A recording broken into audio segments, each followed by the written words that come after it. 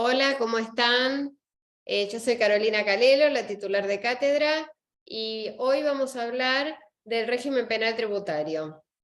Ustedes habrán visto con los profesores las sanciones de la ley 11683, pero el régimen sancionatorio no se limita a las multas y a la clausura de la ley 11683, sino que está previsto un régimen penal tributario con penas de prisión.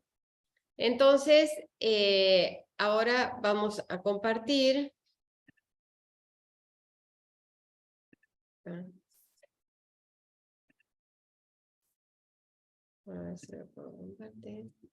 Bueno, este régimen está establecido en la ley 27430.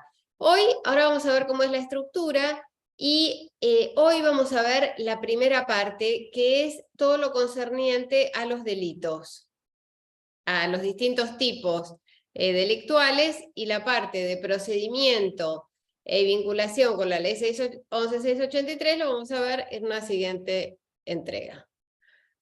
Bueno, como les decía, la estructura del régimen penal tributario se divide. En primer lugar, los delitos tributarios, después los delitos de la seguridad social, delitos fiscales comunes, disposiciones generales y la parte referida al procedimiento. Como les decía, los tres primeros ítems los vamos a ver hoy y la siguiente en la otra entrega próxima. Bueno, vamos a empezar a analizar cada uno de los tipos penales que están en el régimen penal tributario. Vamos a empezar con evasión simple. Este artículo, en cuanto a su esencia y en cuanto a la conducta, es muy parecido, ahora lo vamos a ver, al artículo que vieron ustedes de la 11683 de defraudación de impuestos, que es el artículo 46. Entonces, pero la diferencia, como les decía, es que en este caso, en lugar de multa, lo que establece es una pena de prisión. Entonces, ¿cuál es la pena que establece en este caso para evasión simple? Es de 2 a 6 años. ¿Y quiénes son los que pueden cometer este delito? El obligado. El artículo habla del obligado. El obligado puede ser tanto el responsable, el contribuyente o el responsable por deuda ajena. Ya vamos a ver que en la siguiente entrega, que en el caso de las sociedades, claro, como el estatuto no va preso, si bien se prevén otro tipo de sanciones para las sociedades, pero en concreto la pena de prisión se le aplica a la persona humana. Entonces, puede ser el obligado, puede ser el contribuyente, o también, por ejemplo, el director o el representante de la sociedad. Hay una norma específica en este sentido que indica que se va a atribuir a estas personas humanas en el caso de sociedades. Ahora, ¿qué se requiere? Bueno, se requiere que se evada el tributo ¿a través de qué medios? Bueno, tiene que ser a través de declaraciones engañosas, de ocultaciones maliciosas, cualquier otro ardido engaño. ¿Y qué significa esto? Que tiene que haber toda una mise en scène, todo un artilugio, una maniobra para engañar al fisco. No es la simple divergencia técnica lo que sanciona el régimen penal tributario, sino efectivamente la actuación dolosa, es decir, con conocimiento y voluntad, a efectos o con el fin de evadir el impuesto. Entonces, no basta un error, un simple error, sino que tiene que haber una verdadera maquinación para evadir. El artículo señala por acción o omisión. Cuando nos referimos a omisión, uno podría pensar, bueno, pero entonces la falta de presentación de declaración jurada está sancionada. No la simple falta de presentación de declaración jurada, sino que si esa falta de presentación de declaración jurada es el medio sumado a otras circunstancias o a otros hechos que den indicio de esa actuación dolosa, En ese caso, la falta de declaración jurada puede ser constituir el delito de evasión. Por ejemplo, si yo tengo que no presento las declaraciones juradas y vendo todo en negro y tengo toda la mercadería comprada y vendida en negro, bueno, en ese caso la falta de presentación de declaración jurada es una cosa más dentro de todo este resto de acciones, digamos. O de omisiones en el caso, depende cómo se interprete. Pero lo cierto, la cuestión es que la mera falta de presentación no es, por ese solo hecho, no va a estar incurso en el delito de evasión. Luego, lo que dice el artículo es evadiere total o parcialmente. Entonces, ¿qué significa esto? Que no importa que yo haya pagado aún una serie de millones. El punto es que si yo lo que dejo de pagar supera la condición que ahora vamos a ver, en ese caso puedo estar incurso en el delito de evasión. Claro que si el monto es insignificante con relación a lo que pagué, tal vez puede llegar a ser un indicio de la falta de esta maquinación y de una cuestión simplemente interpretativa. Habrá que analizar el caso. Después vamos a ver que eso está previsto cuando la ley señala que la AFIP no denunciará en determinados casos. Bueno, ¿qué es lo que hay que evadir? Tributos tanto nacionales o provinciales. Con lo cual queda protegido el impuesto sobre los ingresos brutos, impuesto de sellos, y se tiene que dar una condición, porque yo les decía, bueno, la estructura o el accionar del contribuyente o responsable no difiere sustancialmente de lo que es el artículo 46 de la defraudación de impuestos, la verdad es que son muy similares, pero acá se requiere superar determinado monto en el ejercicio, que es 1,5 millones. Que este monto va quedando siempre desactualizado, luego se modifica, se eleva este monto periódicamente, no tan periódicamente como debiera, y cuando se modifica, todas las conductas anteriores, las evasiones anteriores quedan beneficiadas por ley penal más benigna, y entonces claramente es un problema que se debería solucionar, se debería establecer un parámetro distinto, de modo que este 1.500.000 quede siempre actualizado. Bueno, este 1.500.000, ¿cómo se computa? Primero que se computa solo el capital, o sea, no se tienen en cuenta los intereses, ni las multas, por supuesto. Segundo, que se considera el ejercicio anual, bueno, en personas humanas va a ser el año calendario, en personas jurídicas hay que tener en cuenta el cierre de ejercicio. Eso, supongamos, con el impuesto a las ganancias. Ahora, cuando estamos hablando del impuesto al valor agregado, se deben sumar las evasiones, se debe sumar el monto evadido de cada uno de los meses, incluidos en ese año calendario o en ese ejercicio anual. Y para ver si esta evasión supera o no supera el 1,5 millones. También puede ser que tengamos el impuesto de sellos. En ese caso es un tributo instantáneo, entonces va a haber que ver, bueno, las evasiones de sellos dentro del ejercicio, o sea, puede ser que sea entonces anual, puede ser como ganancias, puede ser que sea mensual como IVA, o puede ser que sea como el impuesto de sellos.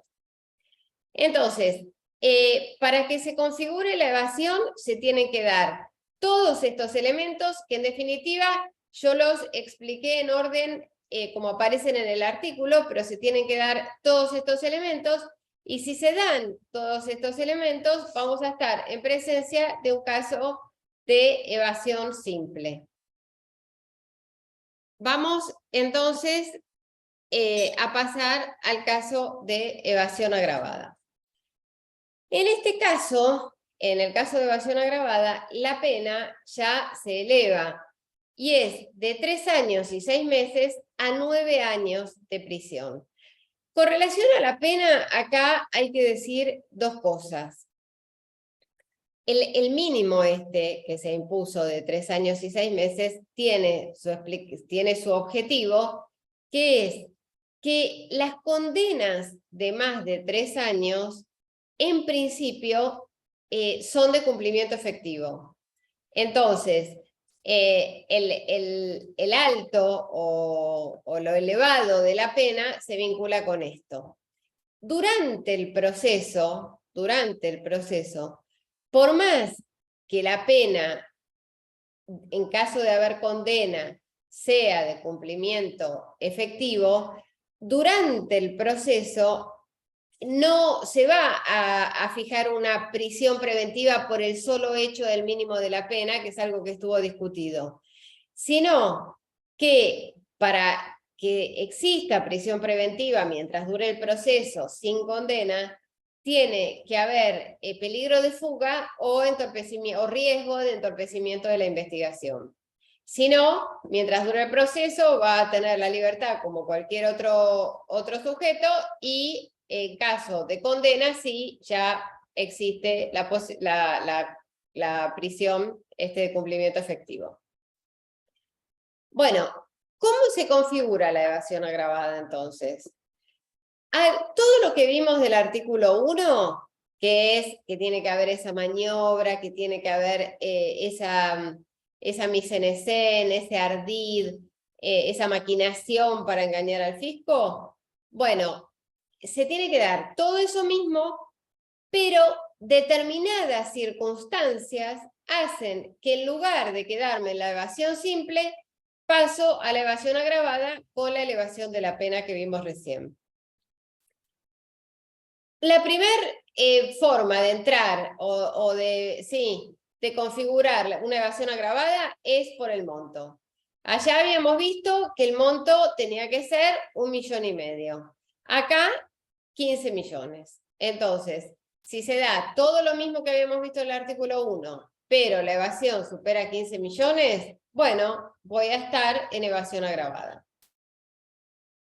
La segunda forma de agravación es en el caso de las personas o entidades interpuestas, es decir, cuando se usan testaferros.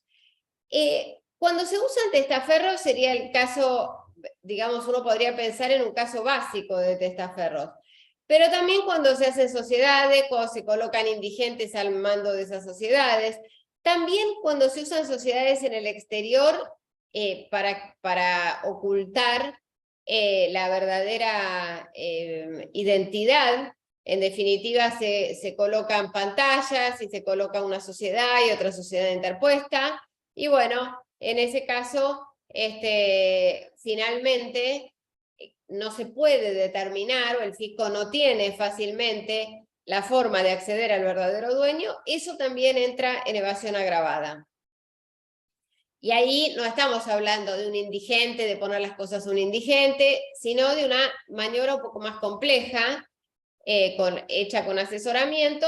También entra en sociedades, en esta figura agravada.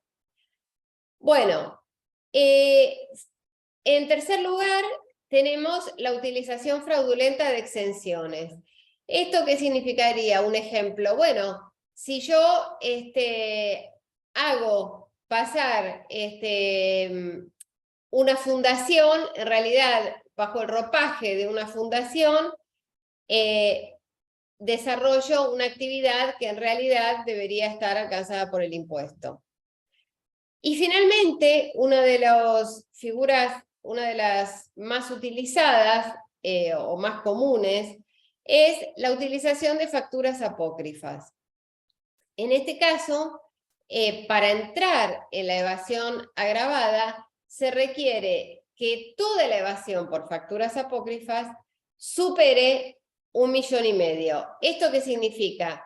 Que si yo, por ejemplo, tengo un caso de se evadió 1,600,000 y 800.000 a través de facturas apócrifas y 800.000 a través de otro medio, de otra forma, por ejemplo, por otra, no declarar ventas, bueno, en ese caso voy a seguir en evasión simple, porque para entrar en evasión agravada a través de facturas apócrifas necesito que 1,5 millones se evada a través de este concepto.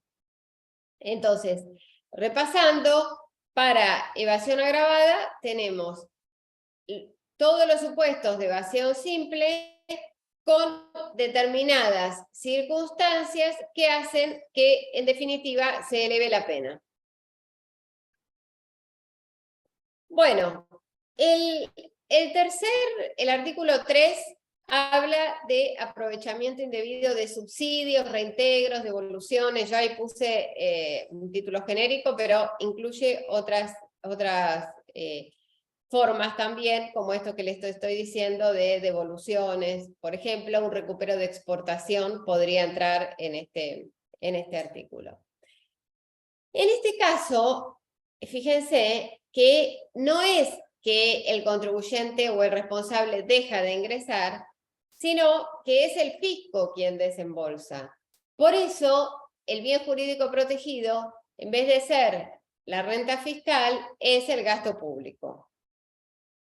La pena, 3 años y 6 meses a 9 años. ¿Y qué tiene que pasar?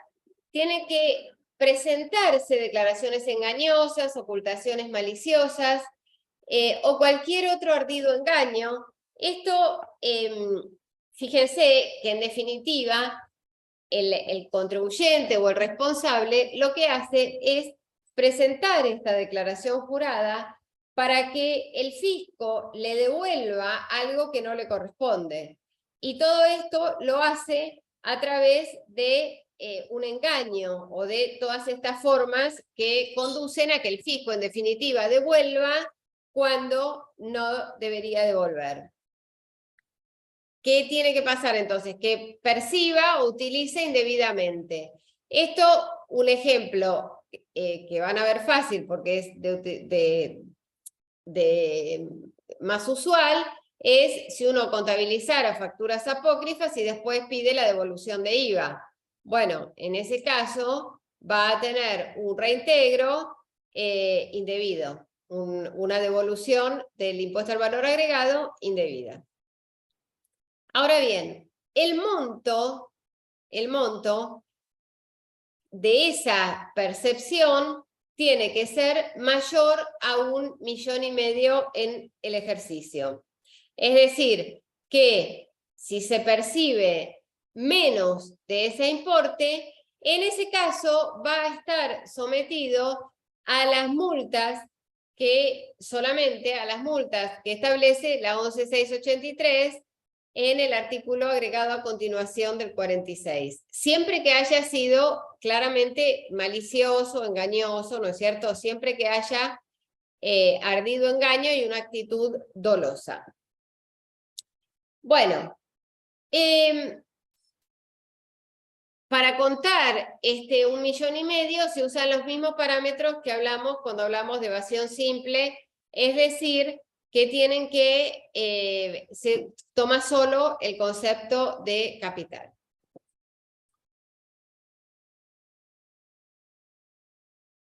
Bueno, vamos a los delitos tributarios, pero con relación a la retención y no depósito. Esto es una de las figuras más usuales que se denuncian, y en este caso, ¿en qué consiste? Bueno, el agente de retención retiene y no deposita el importe. No lo deposita, ustedes habrán visto que en la ley 11.683 habrán visto el artículo 48 de no depositar al vencimiento. Acá, después del vencimiento, hay 30 días más para depositarlo. Entonces, si después del vencimiento pasan 30 días y no se deposita, ahí puede estar en curso en el delito de retención y no depósito. Tiene que superar los 100.000 pesos por mes. En este caso, fíjense que el parámetro no es anual, sino mensual. Ahora bien, algunas particularidades de este delito. Si bien no dice que tiene que ser doloso, se entiende, la jurisprudencia entiende que tiene que ser doloso, la jurisprudencia y la doctrina. ¿Qué quiere decir? Que tiene que haber conocimiento y voluntad de no depositar esos importes. ¿Esto qué significa? Que bueno, que si se pudiera demostrar algún error o si el exiguo tiempo implicara que no hubo esta intención de mantener y no ingresar los fondos retenidos, no debería estar sancionado con esta pena. De todos modos, en general, la jurisprudencia, hay que decir, es bastante estricta con la interpretación de este artículo y con la configuración de este artículo. Lo que sí se admite, que es claro, es que tiene que haber efectiva retención o percepción. Es decir, si yo hago las facturas, pero no las cobro, yo hago una factura y le adiciono la percepción, pero no las cobro, en ese caso no va a haber efectiva percepción. Entonces, al no haber efectiva percepción, yo ya recién a partir de que se percibe efectivamente, puedo empezar a analizar si pasaron los 30 días, si me demoré, etc. Con lo cual, ese es un punto muy importante a tener en cuenta y en general esa defensa sí que se admite si uno demuestra, si el contribuyente, el agente de retención, demuestra que en definitiva no llegó a haber efectiva retención o percepción. Hay otra defensa posible, porque acá hay un tema que es el siguiente, que es importante. A diferencia de la evasión, donde si uno presenta bien la declaración jurada y no ingresa el importe, eso no es punible. En este caso, el hecho de presentar la declaración jurada con importe a pagar, yo declaro que tengo tanto de retenciones y no los ingreso, eso solo no me libera, porque en definitiva lo que se sanciona no es la declaración incorrecta, sino no ingresar los importes.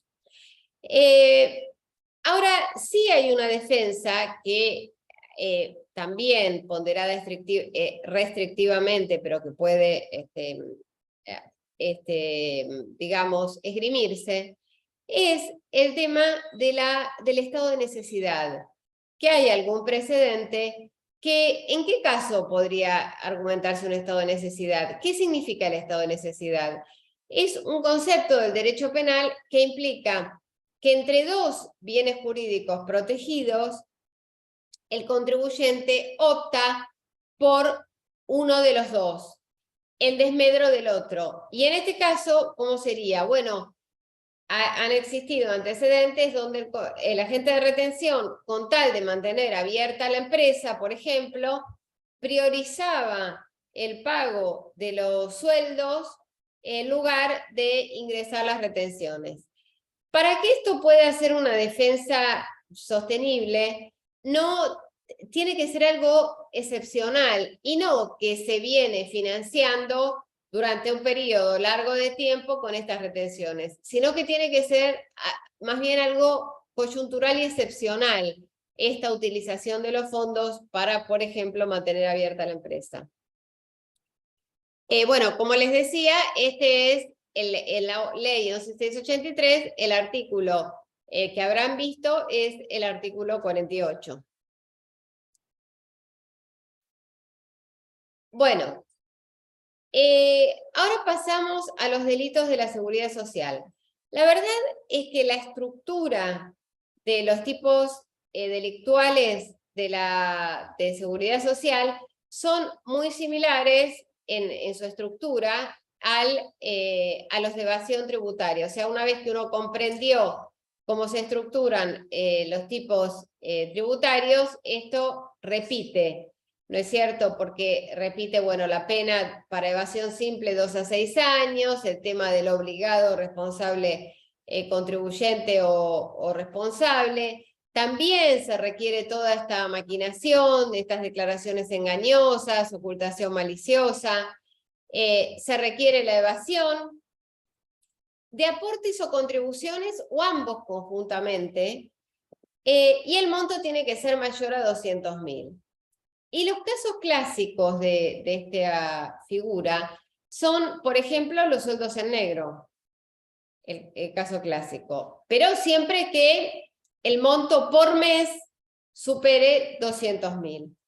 ¿Qué tiene que ser? Parcialmente en negro, sueldos parcialmente en negro, o sea, pongo la mitad de claro y la otra mitad pongo en negro. Inclusive puede haber relaciones encubiertas laborales, como por ejemplo casos de monotributistas que en realidad son empleados y se hace todo el artilugio de hacerlos pasar por monotributistas, o aprovechamiento, o sea, alguna cuestión de poner como jornada reducida y en realidad la persona trabaja todo el día. Bueno, todos estos casos pueden entrar como evasión simple. En este caso, de cargas sociales, aportes y contribuciones. Se suman los dos, pues yo tengo un sueldo en negro, debo tanto los aportes como las contribuciones. Bueno, en el artículo 6 tenemos la evasión previsional agravada. En este caso, fíjese que reitera la cuestión del régimen tributario, de los delitos tributarios, de la evasión tributaria agravada, la pena se eleva en la misma proporción, y se tienen que dar todos los requisitos del artículo 5, pero con determinadas circunstancias. En primer lugar, el monto tiene que ser superior a 1 millón por mes.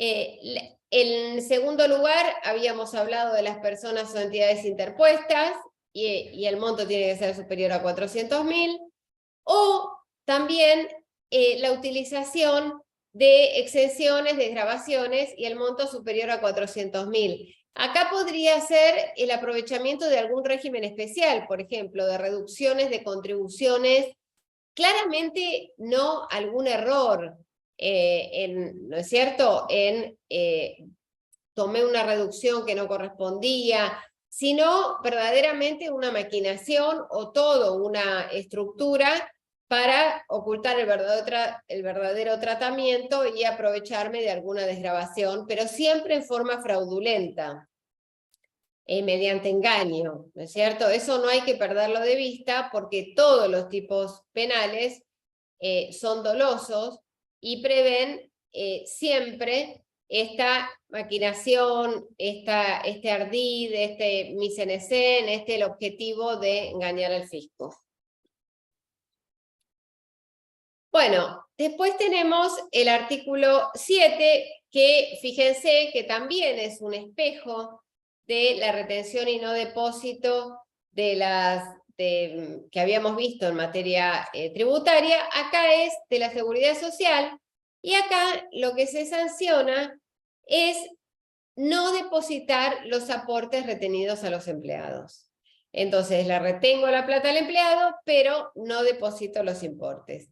También tiene que pasar los 30 días corridos del vencimiento, el importe superior a 100.000 por mes, y esta misma pena se va a aplicar cuando hay retención del régimen de seguridad social, no ya al empleado, sino yo tengo, no sé, empleados, un servicio de limpieza, o algún régimen que tenga retenciones en particular, entonces yo, empresa, le tengo que retener a al sujeto que me presta el servicio. Retengo y no deposito el importe. Esto también se va a aplicar la misma pena que cuando retengo los aportes a los empleados. Bueno, pasamos ahora a los delitos comunes. Entonces, repasando vimos delitos tributarios, delitos previsionales, y ahora vamos a ver los delitos comunes. La primera es obtención fraudulenta de beneficios fiscales. Hay que tener presente, esto se trata de un delito de peligro. ¿Qué quiere decir un delito de peligro? Que hay un adelantamiento de la pena a una situación previa al perjuicio que se infringe al Estado. Ahora vamos a verlo, van a comprender mejor. La pena es de 1 a 6 años. ¿Y qué se requiere? Bueno, declaraciones engañosas, ocultaciones maliciosas, siempre como habíamos visto en los casos anteriores, u otro ardido engaño. ¿Y qué es lo que se sanciona? Bueno, obtener un reconocimiento, una certificación o una autorización para gozar de una exención, o sea, o un recupero para gozar de un beneficio. Entonces, pero lo que se sanciona es tener el certificado. Yo puedo no usarlo nunca, pero no importa que no lo use nunca. Se sanciona haber tenido la intención de obtener ese certificado para en algún momento usarlo. Por eso se llama de peligro, porque yo todavía el perjuicio no se lo generé al Estado. Yo por ahora estoy con el certificado en la mano.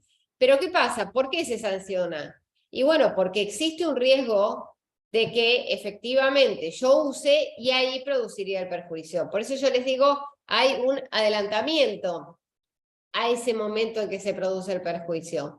Solamente se sanciona haber hecho todo para tener esa certificación o ese reconocimiento. En todo caso, una vez que lo obtengo y me reintegran, podré estar incurso en el otro delito donde se sanciona efectivamente haber percibido. Acá es simplemente tener el reconocimiento. O puede ser que también puede terminar, si yo uso una exención, por ahí después puedo terminar en evasión agravada, por ejemplo. Este es un momento previo en que yo obtengo el certificado. Bueno, el artículo 9 prevé la figura de insolvencia fiscal fraudulenta. ¿Esto qué pretende sancionar? Bueno, la FIP hace todo, hace los trámites tendientes a determinar o a cobrar. Pero claro, si en el medio el contribuyente o el responsable se insolventa, vende todo y el fisco no puede llegar a cobrar, en definitiva, todo eso que el fisco hizo no va a servir para nada. Entonces, lo que se sanciona es con una pena de 2 a 6 años. ¿Qué se requiere? Bueno, haber tomado conocimiento de la iniciación de un procedimiento administrativo judicial tendiente a la determinación o cobro de las obligaciones tributarias, multas.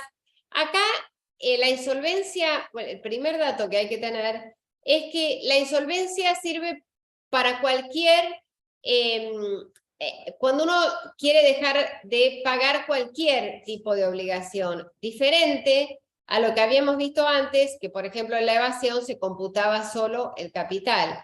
Acá, si yo me insolvento para no pagar una multa, va a quedar incurso igualmente en el delito de insolvencia fiscal fraudulenta. Ahora, entonces, la primera pregunta que uno se hace es, bueno, habiendo tomado conocimiento, ¿cuándo se toma conocimiento? Si el procedimiento judicial, tal vez, como está en una etapa siguiente, es un poco más simple. Pero la pregunta es, cuando habla de determinar, ¿cuándo es ese momento? ¿Es cuando me abrieron la inspección? ¿Cuando me corrieron vista? ¿Con la prevista? ¿Con la determinación? Bueno, las opiniones ahí se dividen, hay distintos matices.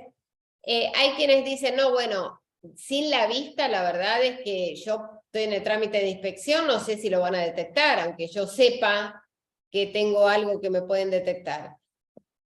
En definitiva, la visión más garantista señala que es con la determinación de oficio, garantista pero no tan extrema con la vista, y hay quienes dicen, bueno, el solo hecho de abrir la inspección. Yo creo que abrir la inspección seguro que no es haber tomado conocimiento. Parece que la vista puede ser un momento adecuado. Entonces, uno toma conocimiento de este procedimiento. ¿Y qué hace? Bueno, provoca o agrava la insolvencia. Acá el autor, digamos, quien lo puede hacer, ven que dice propia o ajena. Entonces, el que provoca o agrava, si yo le compro a un sujeto que se quiera insolventar, voy a ser autor igual que él. ¿Sí? Entonces, habiendo tomado conocimiento, provoca o agrava la insolvencia. Es decir, puede empeorar la situación en la que estaba. Pero, y esto es importante, no se consuma hasta que no se frustra el cobro de las obligaciones. ¿Por qué? Supónganse que un contribuyente tiene una determinación de oficio y la apela al tribunal fiscal. Entonces, en el interín se insolventa. Pero cuando viene la sentencia del tribunal fiscal, que confirma, por ejemplo, el ajuste, y en ese momento él tendría que pagar, porque si no lo van a ejecutar, o le inicia la ejecución, si en ese momento el contribuyente dice, no, bueno, en el interín se ganó la lotería y quiere pagar, en definitiva, no se frustró el cobro de las obligaciones, porque si bien él provocó la insolvencia durante todo el tiempo que duró el trámite en el tribunal fiscal, cuando llegó el momento de pagar, pagó igual de todos modos. O sea, que se requiere que se frustre en parte o en todo el cobro de las obligaciones, que al momento que haya que pagar, eso no se pague. Y el fisco, como me insolventé, tampoco puede cobrar. En este caso, con relación a lo que yo les decía del autor, dice, provoque o agrave la insolvencia propia o ajena. Yo lo que les quería marcar es la diferencia con los delitos tributarios y previsionales que habíamos visto antes, porque en esos casos yo les había dicho, siempre el autor es el contribuyente, el responsable por deuda ajena, y los que colaboran van a ser partícipes del delito. Acá se convierten en autores. Igualmente, si es partícipe necesario, la pena igual va a ser alta. Pero bueno, hay una pequeña sutileza en cuanto a este punto. Bueno, el siguiente es simulación dolosa de cancelación. Esto, antes de la última reforma, hablaba de simulación dolosa de pago. ¿Y qué implicaba esto? Que yo, mediante comprobantes falsos o declaraciones engañosas, simulaba haber pagado el impuesto. Entonces, el caso clásico, ¿cuál era? Llevaba las boletas con los sellos falsos. Eso a ustedes les debe parecer de otro mundo, pero en algún momento uno iba al banco y sellaban los comprobantes. Ahora con todos los BEPS, con todas las transferencias electrónicas, con todos los pagos electrónicos, la verdad es que simulación dolosa de pago es difícil, porque eso enseguida se impacta, se ve el banco, o sea, la verdad es prácticamente imposible hacer una simulación de ese tipo. Entonces, la simulación dolosa es de cancelación. ¿Y cómo se hace? Fíjense, mediante declaraciones, registraciones o comprobantes falsos, declaraciones engañosas, un caso clásico que podría ser es abultar los créditos fiscales con facturas apócrifas de modo tal de que mantener un saldo de libre disponibilidad que tenía por retenciones y de ese modo usar ese saldo para cancelar otra obligación. En definitiva, ese saldo está creado artificiosamente, con lo cual ahí se ve claramente que yo inflé digamos, la declaración para que, habiendo inflado los créditos fiscales, se me mantengan el saldo de libre disponibilidad de tal modo de poder usarlo para cancelar otra obligación. Ahí está la simulación dolosa de cancelación. Y tiene que darse determinadas superación del monto. En este caso, se tiene que dar 500.000 para obligaciones tributarias por ejercicio y 100.000 para seguridad social por mes. En la ley 11.683, esta figura está prevista en el segundo artículo a continuación del 46. Digamos, claramente es el símil de esta figura que también prevé multa. Bueno, acá tenemos la alteración dolosa de registro. En este caso, ¿qué es lo que se sanciona? Bueno, primero que de cualquier modo suprimiere, adulterare o modificare desde dos puntos de vista. Primero, los registros informáticos del fisco.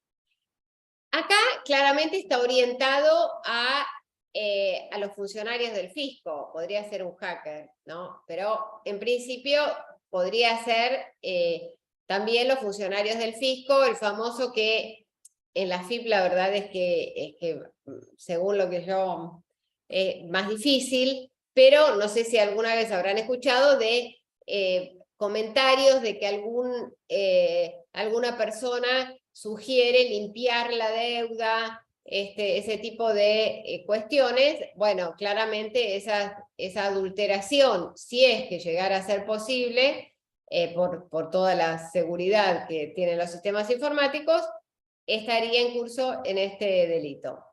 Y también se puede cometer este delito a través de la violación de los controladores fiscales. O sea, si por ejemplo se adultera un controlador fiscal, en ese caso va también a estar incurso en este delito. Ahora, ¿qué tiene que pasar? Siempre que pueda provocar perjuicio y no resulte un delito más severamente penado. ¿Qué quiere decir esto? Que si yo a través de la adulteración, por ejemplo, evado, me anula las facturas y evado 800.000 pesos, bueno, va a estar sancionado con este delito. Pero si en lugar de evadir 800.000 se evaden 2 millones, bueno, podré entrar en evasión simple. Habrá que ver también si no podrá estar, depende del monto, por ejemplo, en evasión agravada. Acá se da la particularidad que al ser 2 a 6 años, la verdad es que si estuviéramos en evasión simple, la pena sería igual, pero si pasáramos a evasión agravada, ya la pena cambia. Entonces, habrá que ver este inciso. Antes hubo discrepancias sobre si esto de la adulteración de los controladores entraba o no, pero ahora ya no hay dudas de que la adulteración de los controladores fiscales es un delito de régimen penal tributario. Bueno, con esto damos por finalizado esta primera entrega del régimen penal tributario. Sí, vamos a subir el material. Si tienen dudas, me pueden mandar mail, ahí tienen la dirección de mail, o le pueden preguntar a los profesores, por supuesto. Y bueno, en la siguiente, como les decía, vamos a ver las disposiciones comunes y el procedimiento y cómo se vinculan la ley 11.683 con el régimen penal tributario. Bueno, hasta la próxima.